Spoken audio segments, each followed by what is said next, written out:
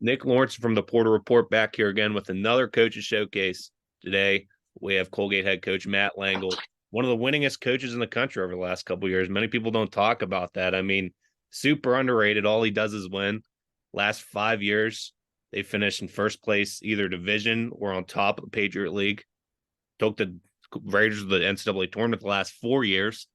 And his record since 2020 in the regular season, the Patriot League's 44-4. That's a winner. That doesn't happen much in college basketball. How are you doing, Coach? I'm doing great, Nick. Thanks for having me. Yeah, I mean, I appreciate you hopping on here. Like I mentioned, super successful. You had another one of those seasons up in Colgate. Just what's been the key to all this success? I mean, it's not easy to retain all this success in the Patriot League like you've done the last couple of years. Yeah, I wish I had an exact answer for you, Nick. I'd bottle it up and sell it, and maybe exit the coaching industry. No, jokes aside, I credit our players. I mean, you talked about the continuity of it all. We've had a continuous group of really good players who have kind of elevated their games individually, but never compromising the goals of the team. They've grown in their roles each step of the way. I'm just thinking of right now last season. Oliver Lynch Daniels, he wasn't recognized by the coaches in the league as an all conference performer, but in my eyes, he was, there weren't a lot of players better than him. And his first couple of years here, he came off the bench and just kind of filled a real solid role. And last 2 years, he leads the country in 3-point shooting percentage. And so just a number of guys, to include guys who have been Patriot League Player of the Year and first team All League and defensive and all of those things. I credit the group that we've had and how they've been able to kind of continue through their individual careers, again, always with the focus on the team. Yeah, that was the next thing I was going to talk about. That's really what makes you one of the premier mid-major programs in the country. You have guys that kind of just sit and you recruit them as out of high school and they work their way up. I mean, it's been the key to success for a while. Just talk about, having those guys walk in and build that success, leading behind the people that have led Colgate to all these victories over the last couple of years. Yeah, and here's where I credit the players in the previous answer. Here's where I credit the coaching staff, and even in the turnover of the coaching staff, we had some guys going to be head coaches, and now we've replaced them with really talented assistant coaches. Is we've recruited the right guys, and when I say the right guys, they're obviously talented. Some of them have been under recruited, so to speak, in that they didn't have a lot of other options. But they've been able to be team first guys who are committed to being at Colgate, to enjoying the life at Colgate, the studies at Colgate. They come from strong families with really great character and significant values that they place on winning and growth and development and camaraderie and a lot of those things. So I think it's a combination of finding those right guys who are then, more than a handful of years ago, we were recruiting guys to try and win the first championship, in a long, long time since the O'Donnell Foyle era.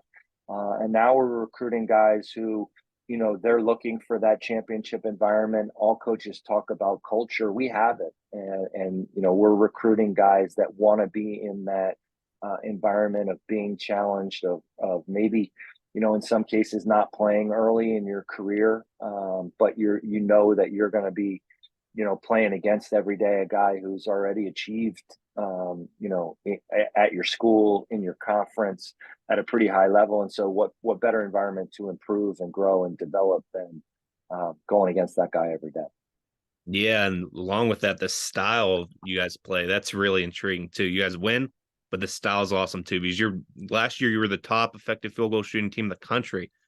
What's the mindset heading into a game to just keep that rolling and not take bad shots? Like, what do you tell the guys?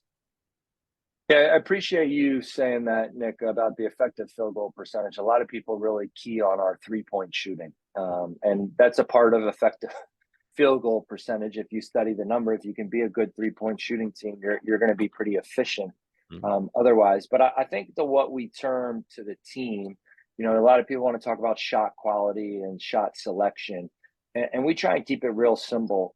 As coaches, we look at the numbers and dive into the analytics of it all. But for our players, what we tell them basically is, if you feel like shooting a shot, and in that split second, or when you're training all the time, it's a shot that when you look over at a bench, all your teammates and the athletic trainer and all the coaches and the student managers, everybody's going to feel good about that shot. Like they want you to shoot that shot, then it's our shot, and you should shoot it with the utmost confidence.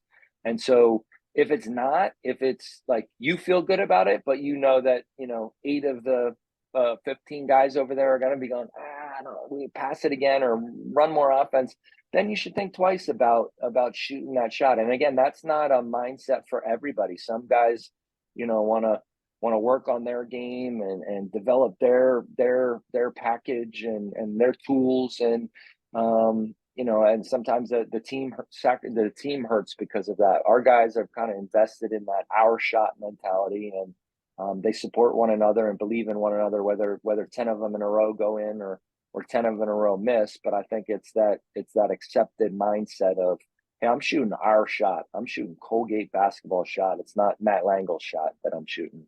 Kind of has taken us a long way to match with their talents. I mean, we've got good interior players, good open shooters, some guys who can create, some offensive actions that help them facilitate those things. But, ultimately they got to be the ones, making the moves and creating the shots and then putting them in the basket.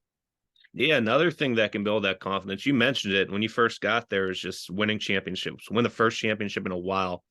You guys have built upon that, and now you're the game scheduled and circled on every single team's calendar. Just, I mean, how awesome is that? As a coach, how awesome is that?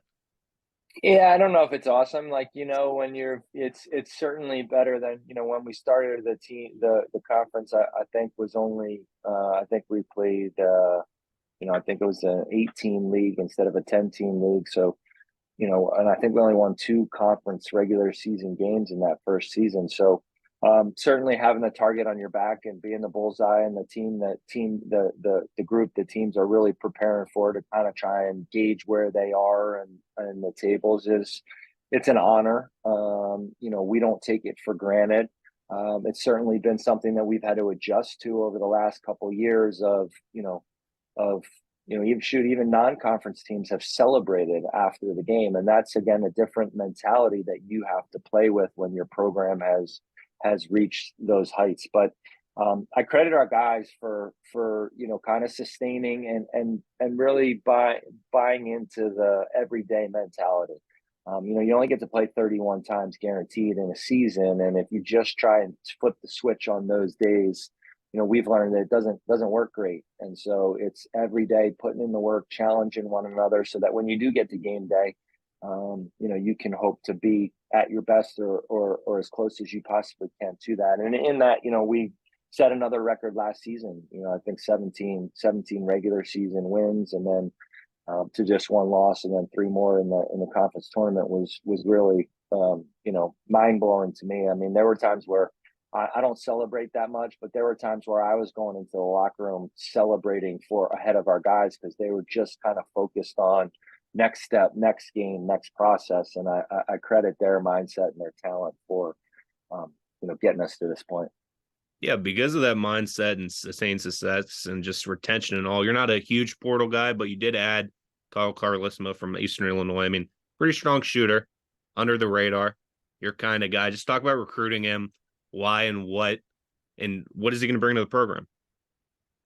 This is specific to Kyle. I mean, we've watched him for some time now. Interestingly enough, he played at the same high school as Braden Smith. He was 1 year ahead of Braden at Seattle Prep. And then obviously, with his father's legacy and coaching, we kind of knew about him and knew his name. And then he did a prep school year at St. Thomas More in Connecticut, so got to watch him a lot more. Just so happened, at the time we had a number of guards still, like Nelly Cummings and Jack Ferguson, and this past year still Richardson and Lynch Daniels. So it just wasn't the right fit at that time, even though we kind of liked who he was and what he provided. When he decided to go in the portal from Eastern, certainly had lengthy conversation about what a role, what an opportunity would be. I think, as much as experience he had last year, he's like all of us, a residue of all of his experiences growing up a coach's kid. A year with really good, or a high school career with really good coaching in Seattle, and then an extra year of prep school, and now another year of college. Like, he's been around the block a little bit, so I think he provides some savvy. We've got 6 new faces, him and 5 first years, so he provides a little bit of link to the upperclassmen that we have here on this roster, the experience we have, the continuity. Hopefully with the new faces, he can provide some of that stability. Yeah, we'll see all those new faces against Brown in the first game. You mentioned it. That non-conference schedule is never easy. Schedule at all. I mean, it's never easy. But you got Syracuse, Illinois, Vermont, Iona, all non-conference. Speak about putting together that challenging non-conference schedule every year. And are there any more little scheduling nuggets? Yeah, it's a challenge. I credit Pat Moore, our assistant coach, works kind of around the clock and all year round on that non-conference schedule. A program like ours situated, you've got to, find a balance. We certainly want to, we want to, challenge our team, which we really have this year. I mean, the schedule in my mind is going to be as hard as it ever has been. A lot of championship caliber programs, teams with NCAA tournament experience. You talked about Vermont and Iona, with some big time games. I mean, when we go to the schedule, we want guys who want to play at the highest level, and so balancing some of those games that we've played in the past, whether it's Syracuse, we've been able to win the last couple of years, or you mentioned Illinois this year, so you want to have some of those games on the schedule. But it's challenging just how the program is positioned and the returners that we have. When you talk about non-conference games, teams looking to position themselves well headed into their conference. Don't necessarily want to schedule a team like ours, and then some of those Power 5 schools, in their scheduling, they got net considerations that didn't used to take place, and again, how our program is positioned and thought of, it doesn't always match up to what they're looking for in scheduling their games. So, you filter all that through a lens of not wanting to miss class time at a school like ours either, because it's a big deal. Our guys, study really hard. That it makes it really challenging to schedule. But I think the result is it's going to be a hard schedule, a challenging schedule. But I think we have the moxie and the makeup to compete the very best we can, and not let any negative results affect us as we head into our ultimate goal of being the best we can be in the future. Yeah, with that Syracuse one too. Don't mean to be that guy, but it's been 2 years in a row you've beat them. Do you sell the net? Is that what you sell when you try to schedule them? Or like, I mean, we might beat you again, but if you do beat us, it's good for your net ranking. Is that what you sell? Or is it just Yeah, I don't study the net like some folks like you and maybe other scheduling gurus and what have you. I think what I'm thankful for when it comes to Syracuse specifically is, this is a long-standing matchup. I can't really say it's a rivalry because they've been so dominant, not just in this series, but in their program's history. Whether they've been in the Big East or the ACC. I mean, it's a flagship program, anywhere you go in the country. Just that they've kind of stayed true to that game happening. I think it's one of the longest standing non-conference, non-pandemic year games that both of our programs have had. So really appreciative of all that Coach Boeheim has done to make that happen, and that Coach Autry continues to do. And then lastly, we're only a couple weeks into practice, but what promising signs have you seen out of this bunch so far?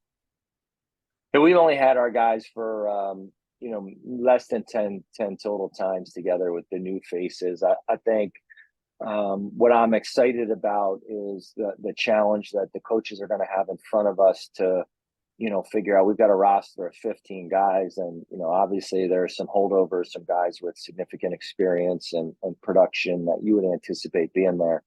But after that, there's going to be a lot of competition.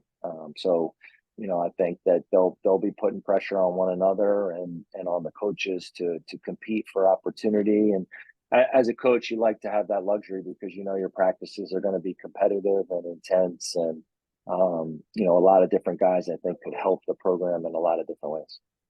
Well, Coach, I really appreciate you hopping on. Like I said, it really has been awesome to watch you these last couple of years. And you don't see success like that often. Just 5 straight years of domination. Hope it keeps going. All right, thanks, Nick. We'll see you down there when we get a little bit south in conference play. Yes, sir. See you soon.